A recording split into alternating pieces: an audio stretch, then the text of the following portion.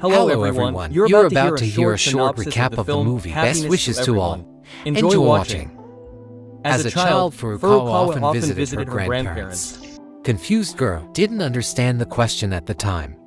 That night Furukawa was awakened by a noise coming from the second floor. The little girl went to the bathroom and went up the stairs.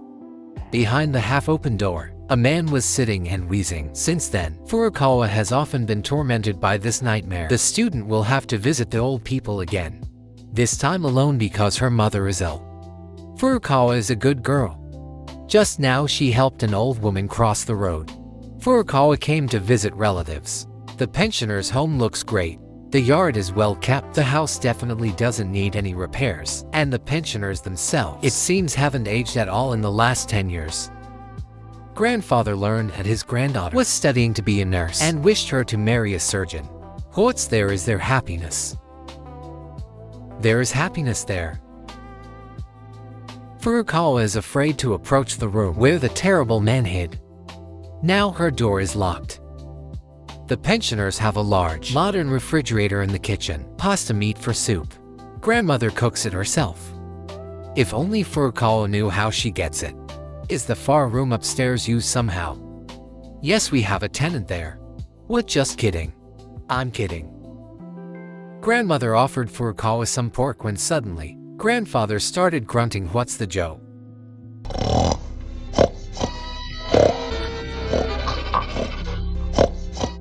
This pig is saying how happy it is to be eaten.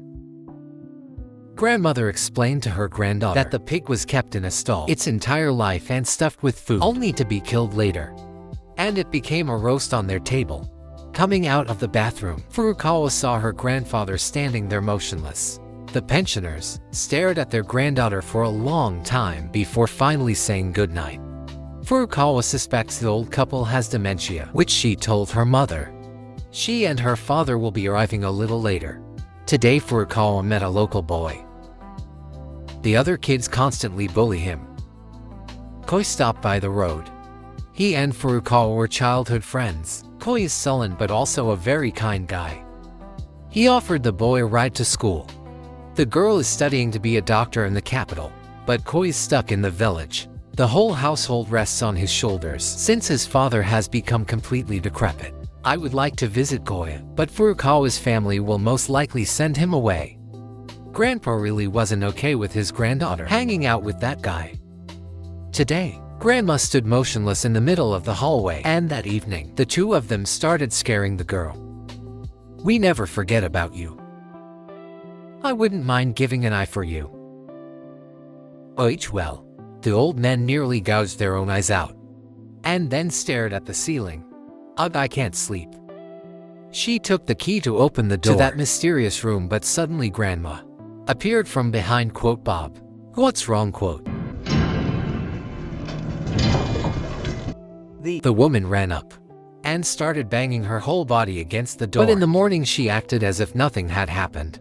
Mom and Dad were supposed to arrive today. Suddenly a man fell out from around the corner.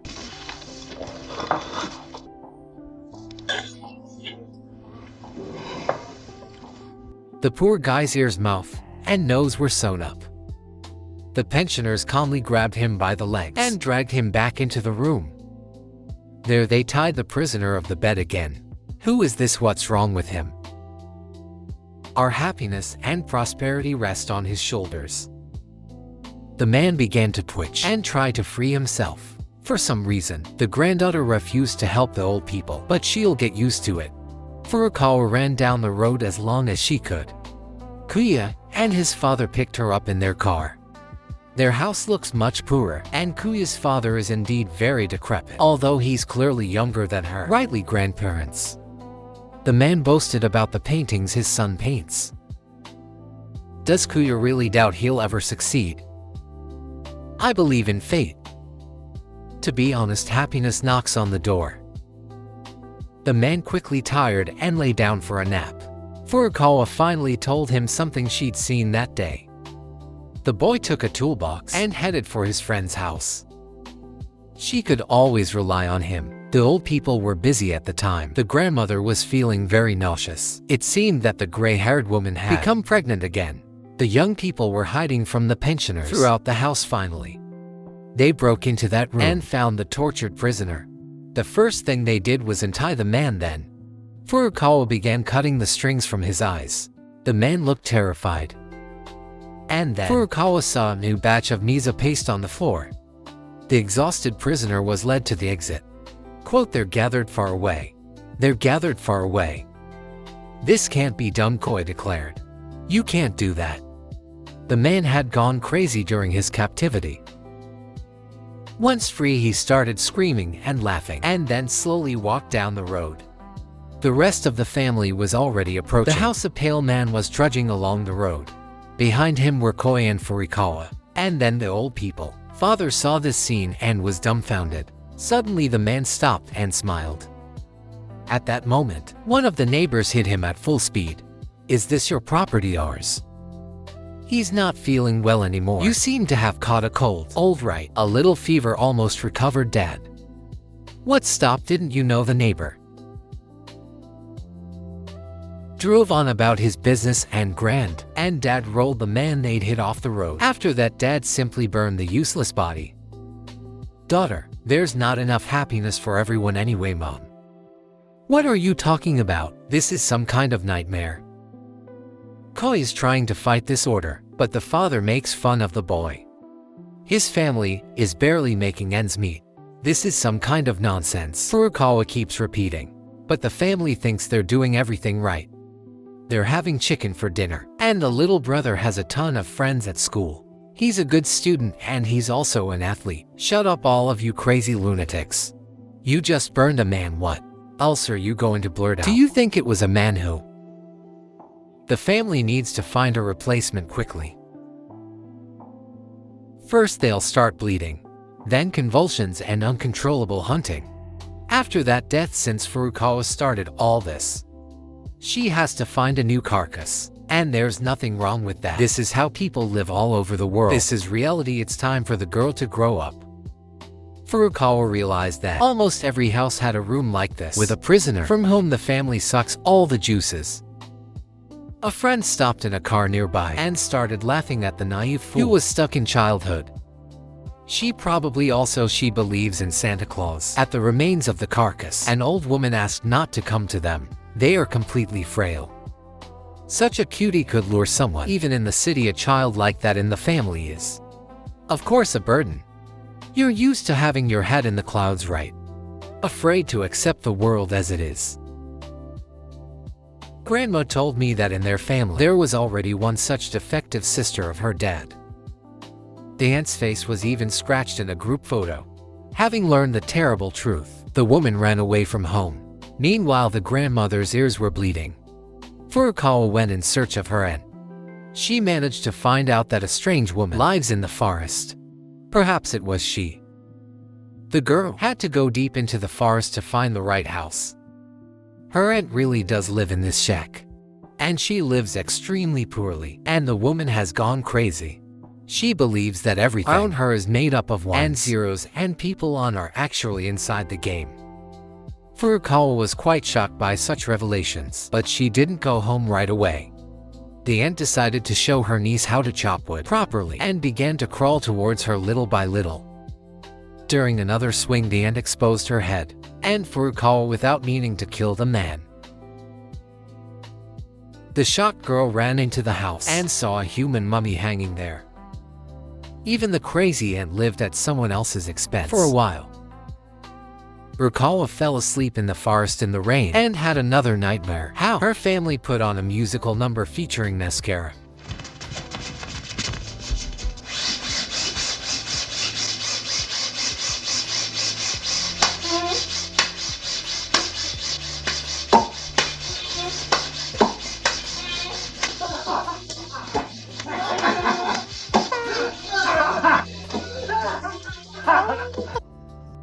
When Furukawa woke up in the morning, her eye was already bleeding. The girl no longer wants to talk to Koi because he knew and didn't say anything. Everything has gone wrong in the family. The younger brother doesn't listen and is glued to the PlayStation, and the soup has become completely lean. The mezzo supplies are running low. They haven't been available for so long. They'll stretch it out suddenly. The youngest screamed, all red. His face was flooded with blood. Quote, and here's the first stage. How quickly he played out. We need a replacement, Mom reminded. There's little time left. Look at Grandma's belly too. Furukawa went into town again. She saw a group of school bullies. A boy she knew had become just like them. He himself began to bully a younger student. The boy admitted that he had started living by the rules of his bullies. He wouldn't have beaten them anyway, especially since adults have the same problems. You're either with us or against us. Like he's found his happiness. Well, yes, if you compare it to what he had before. As he left, the boy declared that he was ready to do anything to keep his life like this. Meanwhile, the family invited a pensioner to visit. They are doing everything they can to care for the future carcass, but Furukawa ruined everything again and sent the man away. And yet her little brother is already convulsing. My dear, time is running out. Her grandmother reminded Furukawa. With that, she'd actually figured it all out as a child. But she turned a blind eye, as if nothing scary existed in this life. The girl freaked out and decided to sacrifice herself rather than hurt others. Furukawa tried to stitch her own eye shut, but she could only manage one stitch. Quote, I can't. It hurts, I can't. And I don't want to. Her family lost their desire. That's how hard adult life is. A tearful Furukawa came to Kaioi. His father had died that day. The boy despaired he would never see happiness again. But Furukawa could find that very happiness if he returned to his family. The girl began convulsing. Quote, someone has broken this world. The student lamented. Koa decided to sacrifice himself for the girl he loved and began strangling himself with her hands. Meanwhile, her grandmother's water broke, and she began giving birth with the support of her relatives. At first, Furukawa resisted, but then she grabbed Koi's throat and held on until he passed out. Grandma gave birth to a new family member, and Furukawa finally accepted the terrible rules of this life. She found a new carcass and personally stitched up its mouth, eyes, and ears. Furukawa returned to Tokyo and met a promising young surgeon. She no longer helps old ladies cross the street. Let others do that now. Today, Furukawa will meet the groom's parents. They probably have their own carcass at home too. Keep it up, you look happy. Of course. Happiness exists. Thanks for watching this cringe with me, and don't forget to subscribe.